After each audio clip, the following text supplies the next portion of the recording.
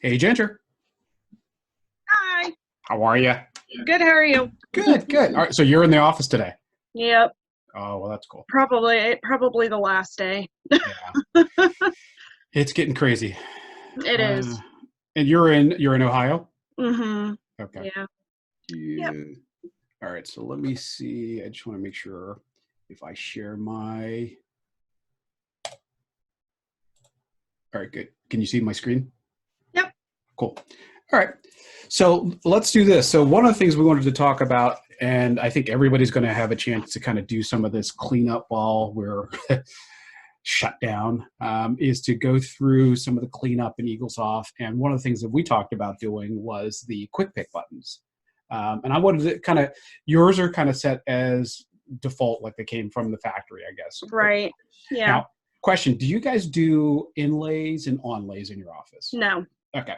And typically I start there because most offices don't do inlays and onlays, and Eaglesoft by default sets those two buttons up. And it's kind Okay. of a waste of real estate. Right. So the first thing I always do is I like starting from the defaults because it's a cleaner way to start. And the nice thing is I'm going to show you if I go up to File, Preferences, and then Quick Picks. All right. The nice thing is you can hit defaults and it'll start you from there because a lot of times people have messed with it and now they really have to clean it up. So you're in a good situation because you're on the defaults. Right. Now we can just go back and clean up. So I'm going to go back here and open up my clinical chart just so you can see how I have mine set up. And what I'll do is I'm going to put a link in the Facebook group to how I have mine set up as a default and the whys and some of the things that we're going to talk about today on how to keep them sort of clean. Mhm. So typically where I have guard and ortho, most offices have onlays and inlays. Gotcha. So what I've done is, a lot of the offices I work with do a lot of occlusal guards, a lot of night guards, a lot of sleep apnea appliances, things like that. So I created a button just for my typical full arch night guard. All right. Okay. And then I have all my other guards on the drop downs. Nice. Now, the other thing you'll notice is if you see the names of my night guards and guards, I've gone through and I've edited every single procedure code. And I renamed those things so that they are consistent with the way that we look at things like, and I'll show you my crowns because it might be easier to explain it this way. You see all of my crowns? So I have crown CEREC, crown Emax, crown full cast gold, crown gold facing, crown insert. So I have them listed so that my clinical team, when they're clicking those drop downs, are not looking for porcelain to high noble metal, that kind of stuff. I have it set up so it's very, very clean. So it makes it so that when they click on that, they can quickly find, okay, oh, we're doing a CEREC crown, boom, done. We're doing an Emax crown, boom, done. Now I do have a lot of extra stuff in my system because this is set up for example purposes. But Mhm. for the offices that are doing it, if you're never going to do a noble metal crown, take it off of there, get it cleaned up.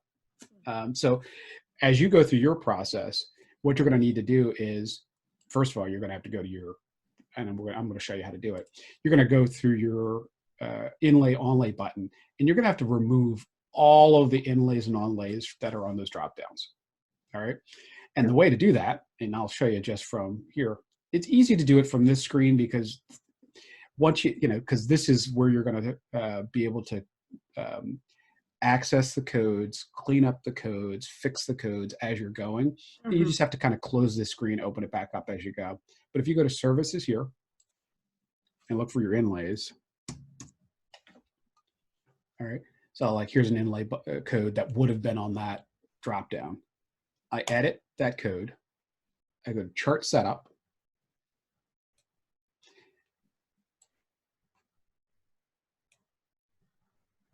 Can you see that the chart setup screen? Um, I see a little gray box. Oh, it's okay. It says, please move this window away from the shared application. That's weird. I don't know why it's the first time I've seen that. All right, let's see. You share. And can you see it now? Yes. Okay, cool. That was weird. Okay, so right here, so I went to chart setup. Mm-hmm. I brought up the chart setup button, and then this button group is where it would have been on under guard, under Okay. button number 9.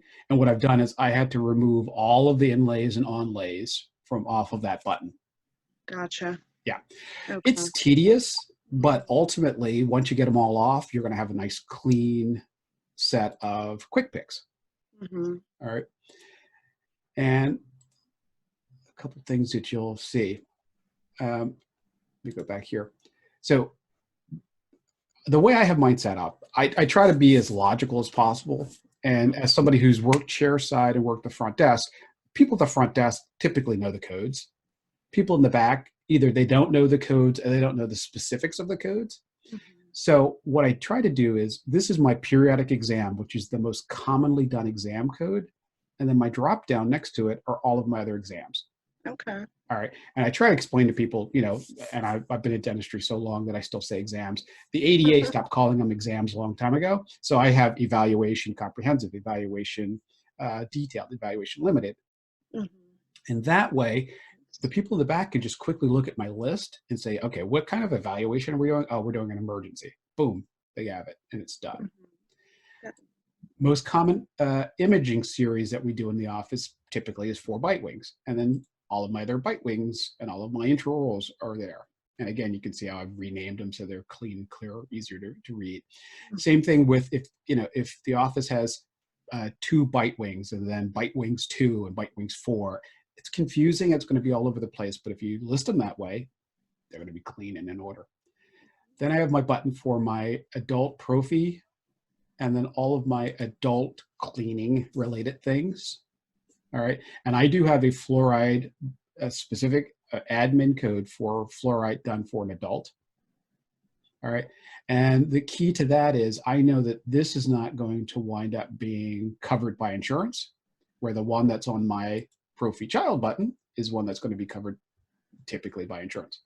Okay. Right. So that way I know if I've got I have 2 kids coming in, one's 14 and one's 15. I'm going to use this one for the 14-year-old, and I'm going to use the one over here for the 15-year-old. That way in a walkout, it's not going to show that, mom, that they have coverage for kids. Right. So, and again, this keeps it really clean. So I have my kid stuff, my adult stuff, and I also have on here my new patient adult. So this is an exploding code. Oh, and good. a recall for adults. So let's talk about that while we're here. I try to make examples of exploding codes for every scenario. So RCA, which is a recall adult in my world, RCA, recall adult. And then RCAX would be a recall adult with bite wings. All right, same thing on a kid's side, RCC, recall child. RCCX would be recall child, 2 bite wings or whatever. And I've even done RCT, which typically would be a root canal, but RCTX would be a recall for a tween, because maybe you got a kid who's 14, but you take 4 bite wings as opposed to 2 bite wings on the other. So you can kind of come up with some scenarios like that in RCCF for fluoride. Whatever you guys do in the office, if you create those, then you can create these exploding codes. Do you have exploding codes for your office? We do. Yeah. Cool. Now, one thing you'll notice about my exploding codes, if you see right there, I don't know how clear it is on your side, but I put a period in front of the names of all my exploding codes so that they're at the top of my list, because my exploding codes are the first things, the most commonly done things in the office. So they're always going to be at the top of my list. In any of those drop downs that you see, even with my crowns, you can see I've got a crown and build up and then a root canal build up and crown. So I have those things right at the top of my list. So again, my clinical people don't have to do a whole lot of looking around. Right. That kind of makes sense to you? Yeah. So, and you can see on my composite anterior, I have nothing on the drop down because I know I can just use the one code with the smart codes, and don't have to worry about anything other than one button here. So if somebody's doing an anterior composite, all they have to do is hit tooth, hit the composite button, pick your surfaces, and it should change to the right code. Now on my posterior, I do have some drop downs. And again, I do some weird stuff in the way that I set up Eaglesoft. So on my posterior composites, I've got my my interim carries this silver diamine fluoride.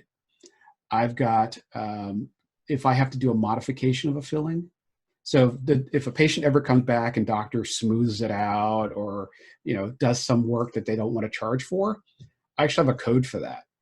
So that it doesn't wind up going to insurance. It doesn't have a fee attached to it or anything like that. But I can keep track of how many times we've had to do these modifications of fillings. Right. And then for insurance purposes, in a lot of offices I work with, we're finding that cuspids are not covered the same way that molars are covered. So I actually have a code for cuspids. And so I could have my anteriors covered at 80%, and my cuspids covered at 70%, and my molars covered at 30%, whatever it is. So I can actually split that out. And then I'm trying to start something where I can actually chart supernumeraries, but that's on there just because I'm testing it. But so that's not something I would typically see. So there are some drop downs there, but for the most part, everybody's going to be just using that main button. We talked about the guards, and now my ortho buttons for all of my Invisalign and for the attachments and the brackets and everything else. A lot of this is just for charting purposes, like lingual bars. Not too many people are placing them, but that way I have them there. So all the orthodontic treatment will go on that button. All my crowns, all of my buildups, all of the root canals, and I actually have a specialty code down here for if I have a specialist in the office and they charge more for root canal than the GP does, then I can actually have a separate code for the specialist, which actually has a separate fee, and make it easy that way.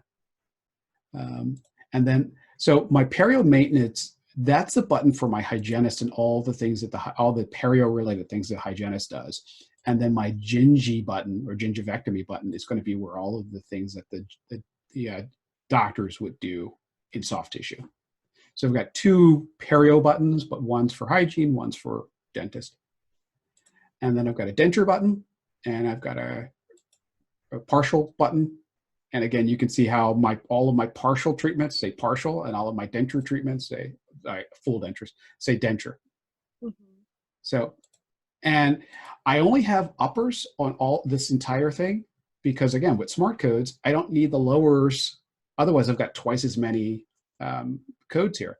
So I only put the upper codes on here. But if I choose lower teeth with the smart codes, it automatically changes. Make sense? Yeah. And then, like I said, partials and some things that are shared, like try-ins, adjustments, that kind of stuff. I put those on my full dentures just because I do. All right. And then my bridge pontics and all the other pontic things and my bridge abutments and all my abutment things. I just played around with a drawing for snap-on smile. So that's in there. And then all my extractions and surgical things. Implants, and I've got a lot of these because I do a lot of testing on implants. So there's a lot of implant case stuff here. And then these two bottom buttons, I have kind of as dumps. So this is my palliative treatment, sort of emergency care. And then my whitening is just for like products and in-office stuff, Botox if an office does that. So these two bottoms are just kind of like a junk drawer of different codes that I can't figure out where else to put them. So that takes care of the 22 QuickPick buttons. But then you get these two down here that are for conditions. I always talk to offices and ask them, what are the most common things you see in the office as far as conditions? And most people will say, missing teeth and impacted teeth. So I say, that's great. But the problem is missing teeth to me are never a button, are never a condition. So, and this will be an argument that a lot of people will have. But what I would say is missing teeth in my office are extractions that are existing. So that's the way I chart a missing tooth, unless the patient, lives near a nuclear plant and they never got the teeth. If there's a genetic reason why they don't have the teeth, then to me that is a condition of congenitally missing. So and that way I can show it a little differently in my chart. So I don't ever have a missing button. What I have is a watch button because some offices are doing watches, but I use watch as a condition because now I can chart exactly what we're missing, I mean, what we're watching on that tooth, and it shows up in my chart. You know, a lot of people that that MIL, and let's do it on the opposing tooth, are doing it as an add watch, and they're doing MIL. The problem is that's how most offices are seeing a watch. That's how I see a watch. Okay. I can tell immediately as soon as I look at that tooth that I'm watching the MIL. With this one, I'd have to right click, view that watch, read what's going on there. So that's why I have watch up there. All right. So that's how my quick picks are set up. That kind of makes sense for you?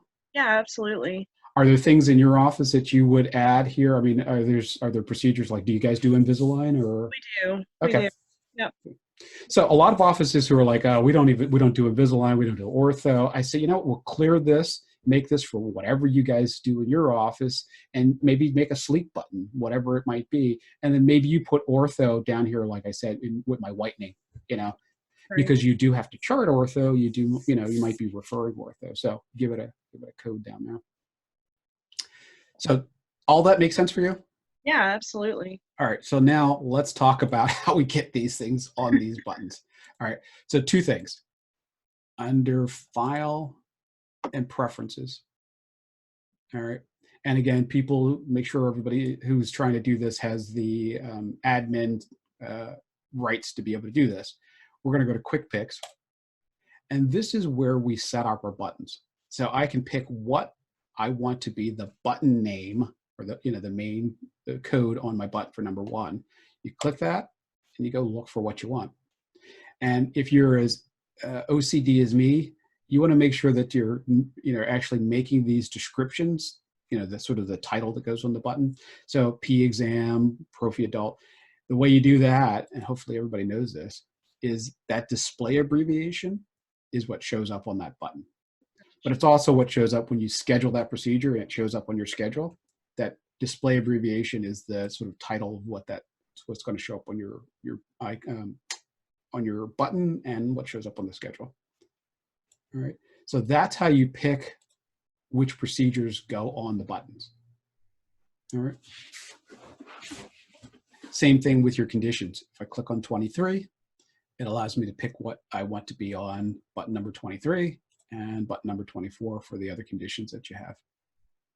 So easy way to make sure that these are clean and simple. Hopefully everybody can do that. And like I said, I will post a link in the group so that everybody knows how to get this cleaned up and suggestions of what's going on. What you might want to do is go to your reports and go to your QuickPick Assignment Master. And what the QuickPick Assignment Master is a report that shows what's on your buttons. Boom. Oh, cool.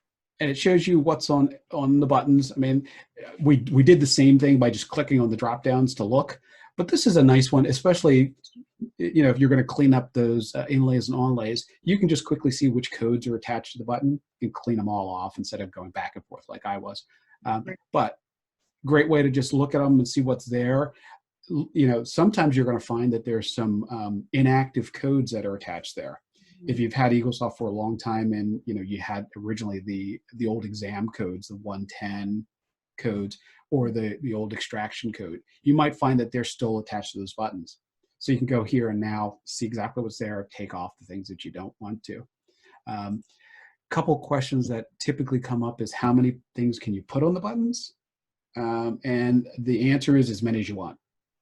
But the problem is the more you put on there, the harder they're going to be to see. Right. Yeah. So I have a question about you put the watch on the tooth. Now, if the patient comes back in and we end up doing that filling, does the watch come off automatically or do they have to delete it? Cool. Good question. Okay. So if I go back here, I go to my watch and I do what I had before. Okay. So I'm sorry, I put it on the other tooth too. But anyway, so here I've got that MIL.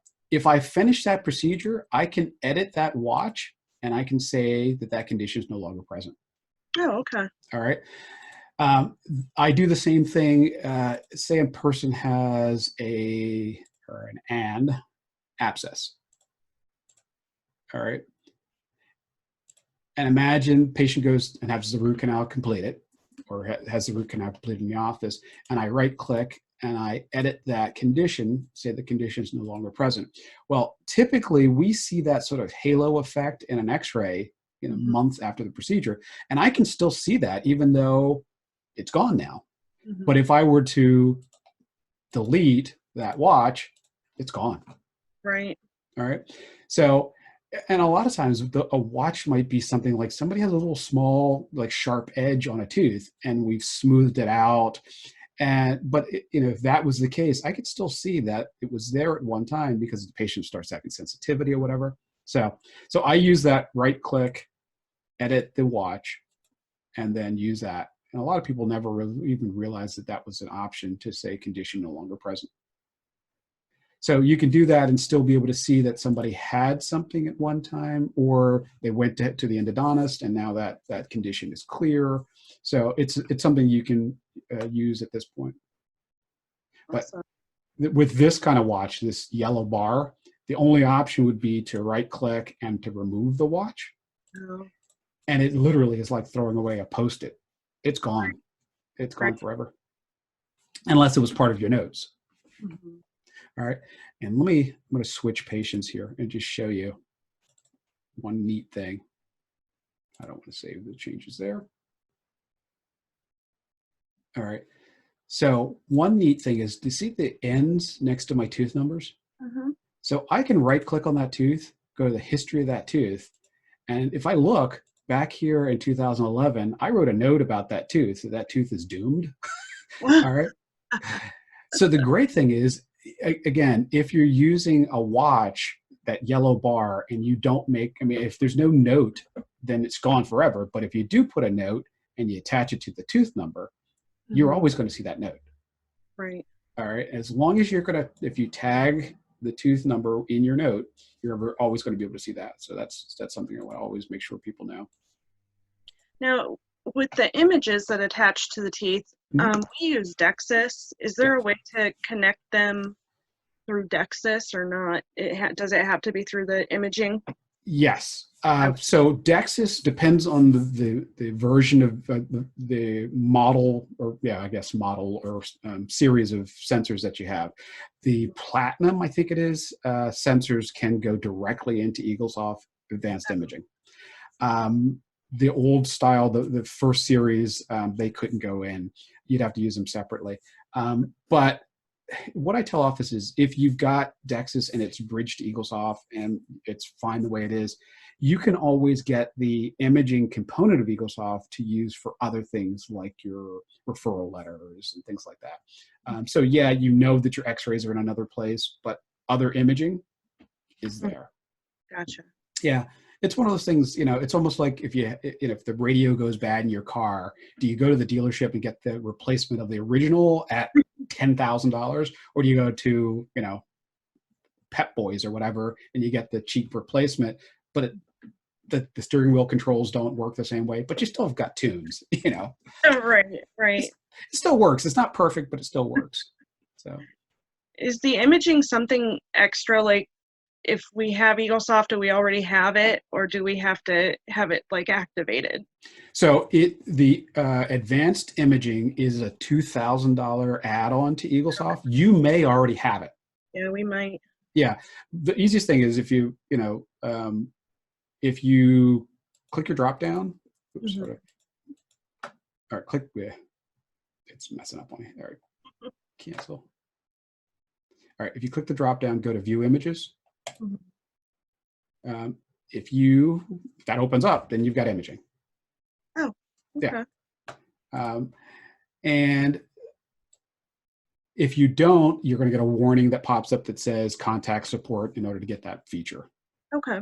I always tell people, it's a $2,000 upgrade, but what you get out of it, to me, is well worth the money. You know, when I can click on a tooth and see there's a pre-D that we sent out, and there's the label that, and there's the, you know, there's a slice from the cone beam, and there's the specialist letter, it's well worth it. Right. When I worked in an office and my doctor would walk up and say, "Hey, Andre, did we get a pre-D back on that tooth?" I'd say, "Would you please go back to your operatory and click on the tooth?" And when they clicked on the tooth, if it wasn't there, we don't have it. Mm-hmm. You Mm-hmm. know, did that patient ever go to Dr. Jones to have that tooth extracted? Well, click on the tooth, and do you see a referral letter? You know, if it's not there, I don't have it. Right. So it's an easy way to know that things are done. To me, it just makes it so much faster than to go over to SmartDoc, you know, Right. try to read through all these things over here. You know, well, Becky writes treatment plan and Sally writes, you know, consent form. So, you know, you never know what's going to be over there. Mm-hmm. So I like having those images right there and available to me. Makes sense. Yep. So, and you could, you know, you could copy and paste from Dexis, but again, I'm not a, you know, I'm not crazy about that. I'd rather just be able to put the things I want over here going forward. And like I said, for $2,000, to me, it's, you know, it's Right. such an easy, a little bit amount of money. Even things like material data safety, to take a picture of the the composite material that was used, Mm-hmm. to take a picture of, you know, like for me, the implant labels, you know, that stuff is just huge to be able to see that right there without having to go through a lot. Mm-hmm.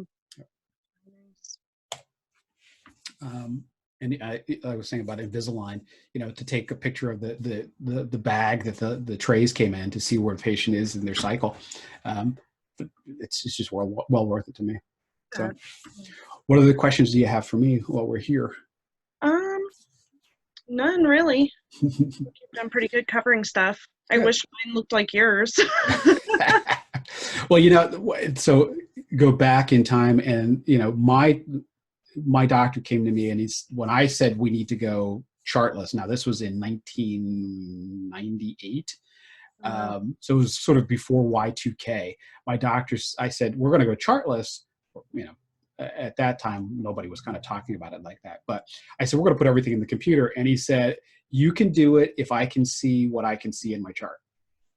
So I was kind of challenged. And if anybody knows anything about me, if you challenge me, I'm going to try to figure out a way to do it. So for me, it was, you know, how do I get rid of the stickers that were on the outside of the chart? And that became my IntelliCares. Mm-hmm. You know, so if, you know, if I had a patient who, and again, this was back in the 80s and 90s, who's HIV positive, well, I need to see that here because we used to have stickers on the front of our charts. Mm-hmm. You know, if I have somebody who's latex sensitive, I want to see a glove here, or, you know, with a line to it. So a lot of it became, how do I show it here in the chart, and how do I show it here? And again, just like I said, how do I make sure that the doctor knows the patient been to the specialist to get that root canal done? So a lot of it was about making that change from paper to the computer without missing a beat. Mm-hmm. So you can't, I mean, it can be done. You know, some people are doing it, just, it looks crude, looks like, you know, like your 12-year-old, I mean, your 5-year-old came in and drew it on your chart, but as long as you can see it, you can see it. Right. So, but did you have a question? I think you had a question about IntelliCare, didn't you? Well, yeah, I've only set up like 2, and actually that was with our Eaglesoft trainer. Cool. So, yeah, like you have it on the chart there. It would be really nice. Right now, most of the you know, like latex sensitivity, allergy, stuff like that is just popping up in an alert. Okay. So just remember, if you've got those latex sensitivities, those things showing up, those come from medical history alerts and not from IntelliCares. Gotcha. And it's really simple if you want.